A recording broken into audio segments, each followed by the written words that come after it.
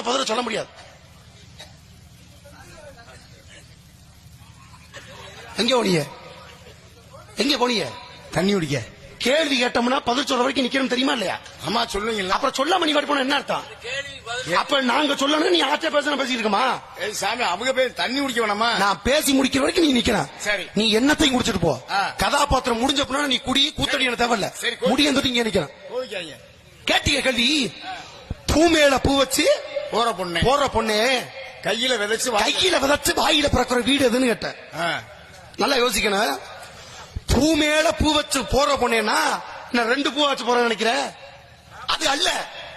பூ மேல பூ வச்சுனா அந்த பொண்ணுக்கு இயற்கையாவே கண்ணுல ஒரு பூ விழுந்திருக்கு.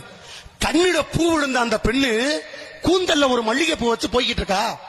அப்ப பூ மேல பூ வச்சு போற பொண்ணே கையில விதத்து வாயில பிறக்கிற வீடு எது அப்படின்னு கேட்டா.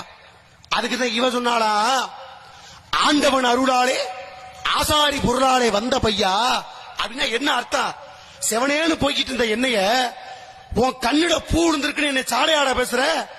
நீ என்ன காலத்துல என்ன பாவம் பண்ணி தொலைஞ்சியோ? நீ பண்ணது, நீ பண்ணின பாவத்துக்கு தான் எங்கனே போய் விழுந்து உன் கால் இல்லாம போச்சுரா. அந்த கால் இல்லாம ஊருக்குள்ள தெரிஞ்ச அசிங்கம்னு சொல்லி ஆண்டவனா பார்த்து உன் பக்கத்து வீட்டுல இருந்த ஒரு ஆசாரி உன்னைய மதிச்சு உனக்கு ஒரு கட்டக்காடு செஞ்சு கொடுத்தாரு. அந்த காலை வச்சு நீ பொல போட்டிக்கிட்டு இருக்க. ஆண்டவன் அருளாலே ஆசாரி பொருளாலே வந்த பையானா அவர் கொடுத்த கட்டக்காலை வச்சு ஓம்பள போட்டிக்கிட்டு இருக்கடா அப்படின்னு இவ சூட்சமா சொன்னாலாம். அடுத்த வரி சொன்னீங்க, என்ன சொன்னீங்க? தண்ணிக்கு உரமான மரத்துக்கு பக்கத்துல. தண்ணிக்கு உரமான மரம் தேட்டா மரம் மாதிரிங்களா? எவ்வளவு இருக்க? சிவகங்கை மாவட்டம். அது தண்ணிக்கு உரமான மரத்துக்கு கீழ இருந்து முள்ளுக்கு வேலி அடைக்கிறாங்க அப்படின்னா ஒரு செருப்பை தைத்துக் கொண்டிருக்கக்கூடிய தொழிலாளி அப்படின்னு அர்த்தம். அதுதான் முள்ளுக்கு வேலி போடுறது. காலில முள்ளு குத்தாம இருக்க காலில செருப்பு போட்டு போவான். அப்ப செருப்பை தைத்துக் கொண்டிருக்க ஒரு தொழிலாளி இருக்காரு. அதத்தான் தண்ணி குறைவான மரத்துக்கு இருந்து முள்ளுக்கு வேலி அடைக்கிறா. அது என்ன சொன்னீங்க? பெரிய வாக்கியா ஓடுது.